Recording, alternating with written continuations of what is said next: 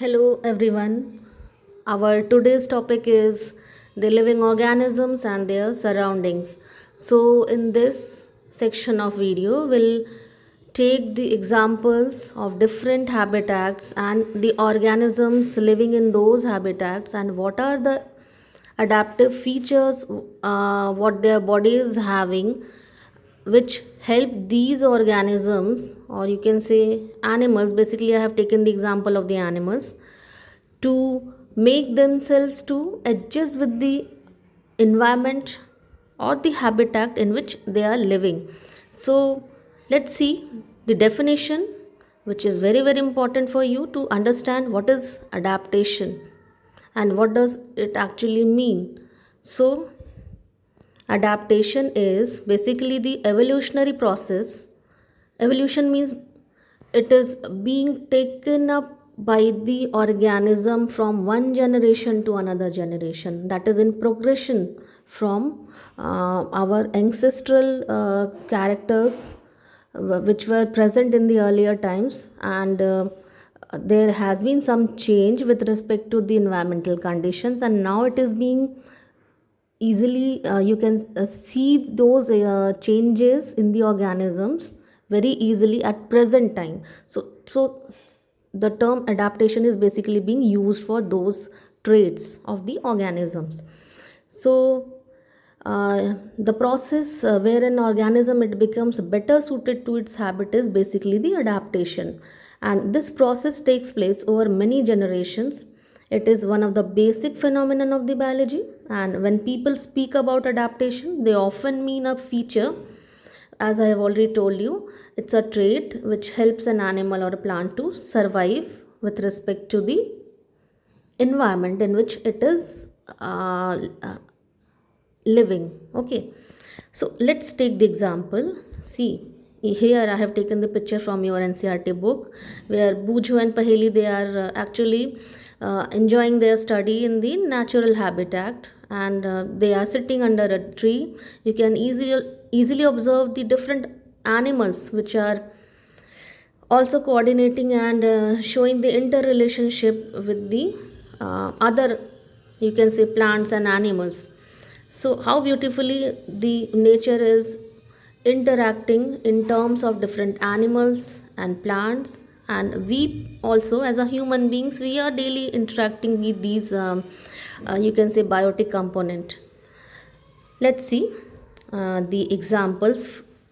So, this is the example with respect to the organisms which are living in the aquatic environment, okay, where the environment is basically containing the water. So, either it is sea, ocean, or freshwater bodies where lakes, rivers, ponds are there. So, how these organisms see, most of you have seen the fishes, and fishes they are surviving in the water.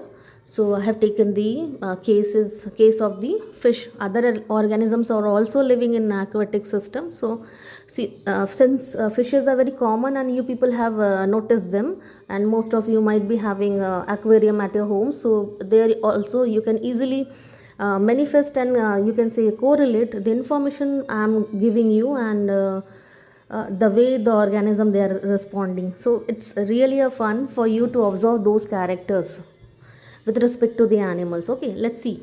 So most of the fishes they have gills that allow them to breathe, and the breathing process is basically the exchange of oxygen and carbon dioxide. So since we are animals and fishes are also animals, so they are basically showing the same process, and the gill slits they actually helps the organism to take out the oxygen from the dissolved water. Okay, likewise the next feature is fishes they have streamlined body. So what do you mean by the streamlining? Basically it is the you can say the dimensionally the body of the organism is so organized that it helps the organism to propel inside the water very easily without offering any kind of resistance. So you can see they have, most of the fishes they have pointed ends. See, mouth to the caudal fin. uh, the body is actually having a you can say pointed areas, so as to while they are propelling or drifting their bodies into the water, the their body should offer least frictional force with respect to the water, and viscosity also. You can now switch over to the next important adaptive feature. So most of the fishes, they have several fins for swimming and also for the balancing inside the water. Likewise, fishes, they have system of muscles for the movement. So since it is an animal, so most of the fishes, they may have different sort of muscles, because they are all offering or you can say observing and performing different actions for preying the animals, and for you can say hiding from the other predators, like that. So these activities, they are basically governed by the muscles they are having for certain type of movements. Likewise, most fishes, they have swim bladders. Okay, so swim bladders also help them to make a sense for the adaptations into the aquatic system. Let's see how the information it is being labeled with respect to the fish. So here I have taken the picture of a common goldfish, which you are actually uh, easily observe if you are having an aquarium in your home. So what are the actual adaptations? I have marked some of the see this picture is marked with some of the adaptive features. Let's see. See, as you can see, the fish which is having at the middle, or you can say at the center of its body, at the lateral part, a swim bladder. Likewise, gills are also being shown here, which helps the organism to uh, exchange the oxygen and carbon dioxide with the environment. Likewise, the caudal fin, which actually helps the organism to balance and move properly into the body, and a streamlined shape of the organism it is being shown into the next picture. So this was all about the animals living in aquatic system. Let's see the example for the organisms which are living in the desert areas. So for that, we have a very good example of the camel. And camel, basically they are known as the ships of the deserts. So why these terms they are being used to define the basic adaptive features the camels they are having? Let's see. The camels, they are well adapted for survival in the desert, and the adaptations, it includes large flat feet to spread their weight on the sand, thick fur on the top of the body for the shade, and thin fur elsewhere to allow easily heat loss. So as you know, most of the desert areas, they are having high temperature and dry conditions. So it makes most of the animals which are living on the other parts of the you can say earth to make no sense to survive there. So what are the actual adaptive features this animal is having, and most of us are able to see these organisms in the desert areas? So as you can see here, I have taken a picture of a camel. You might have seen these animals in our city also. Somehow, occasionally they are being visible to us, but we have seen these animals. Let's see what are the adaptive features they are having. So, starting from the anterior portion of the body of the animal, we can see the stretchy nostrils. And why they are stretchy? Because they keep out the sand. So these desert areas, most of the sand and sandy storms are being very much prevalent. So to you can say to avoid the choking of the respiratory system, the body of the animal is having these stretchy nostrils. Likewise, the long eyelashes, they help them to keep sand out of their eyes, and it can easily locate the you can say positions and the movement, and it can guide itself. Likewise, the hair on the back is to protect the harmful UV radiations or sun, because most of the desert areas, they have direct influence of the sun, and most of the desert areas, they have hot and dry conditions. Likewise, storing food. So this hump is basically helping the animal to store out the food in the form of adipose tissues, fat tissues. Actually, these are the reserve food materials for the animal when there is no availability of the food, there is scarcity of the food in the environment, so it can easily run up to 2 3 days, or I can say several days without food. Likewise, they have padded feet, which help them to stop sinking into the sand and to protect them from the heat of the ground, and that's why they are known as best ships of the desert. Likewise, they have long legs. These keep the animal, that is camel, to take off the heat and keep the heat away from the body and help to remain its body very cool. Likewise, the leathery mouth, it helped the camel to eat the spiky plants. Spiky plants, cactus, plants containing spines. Okay, so these spines actually we or thorns, So actually, no animal is interested to eat such plants, but this camel can do that. So you can see how sensible the adaptations the animal is having with respect to the available plant or resources. So it can easily make a sense that these animals, they are easily adapted to those environmental conditions where no such organisms are able to survive. So these are the special features which you just keep in your mind. Okay. Likewise, let's see the example of the animal, that is terrestrial animal, and I have taken the example of a leopard. So adaptations are basically the natural physical features or behaviors that help the living things survive in their habitat. So leopards, they have a variety of adaptations, including being nocturnal. See, this is the new term for you people.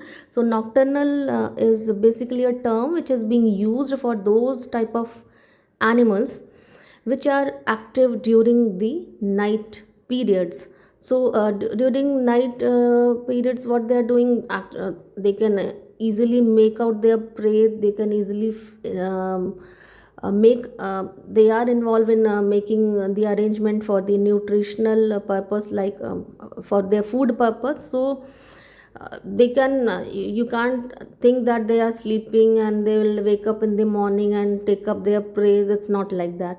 So they are altogether, they are active in night also. They have strong and fast bodies with enormous head and jaws. See, you need to think on such features. How these animals, they are actually utilizing these features with respect to the adaptations, and they have sharp canine teeth. So it's basically a homework for you to list out how many types of teeth we are having in our mouth. Okay, and the claws that allows them to attack and capture prey to eat. Let's see in the form of pictures. I have collected some pictures where we can easily identify the features the animal they are showing with respect to the adaptations. See, animal, it can easily hide behind the tall grasses, and see the camouflaging, the patches the body of the animal is having, it ultimately hide the animal, and see the predators, they are not able to locate where the prey, where they are being preyed off by the animal. So it's really very significant for this animal to have such a body contour and the coloration which mixes with the background of the environment in which they are living. So most of the terrestrial areas, they are having the long grasses and all. So these animals, they make out a sense with respect to the body color they are having, and it's basically the camouflaging. Likewise, you can see the animal is capturing a prey, and see, leopards, basically they eat big and small animals. In this picture, you can easily see how the attention of the animal, and he is that animal, sorry, is basically watching the prey, and how to make that particular animal available for its food purpose. See, and this shows its nocturnal activity also. We have learned that term also, na? That is nocturnal. What so nocturnal is basically, see, the animal is active during night. Likewise, how beautifully the picture is being depicting the information. See, um, most of the leopards, they are known as the fastest animal with respect to speed they are having. So they can easily, you can say, run up to I think 50 kilometer to 80 kilometer per hour. So this is their speed. And see how vertically and horizontally the dimensions up to which they can change their body positions, it can be shown here. So they can jump up to 20 feet and they can lift their body up to 10 feet in vertical direction. So it is really very dangerous to be on a tree which is having height somehow less than 15 feet. So animal which are residing on those tree on shrubs, they can be easily preyed out by these animals. So it's too dangerous, too risky. See the consolidated information with respect to the adaptability in terrestrial land, and the example for this is leopard. See the eyes with the tapetum lucidum reflecting light back into the retina to enhance the night vision. So this is the basic principle for the nocturnal activity the animal is having.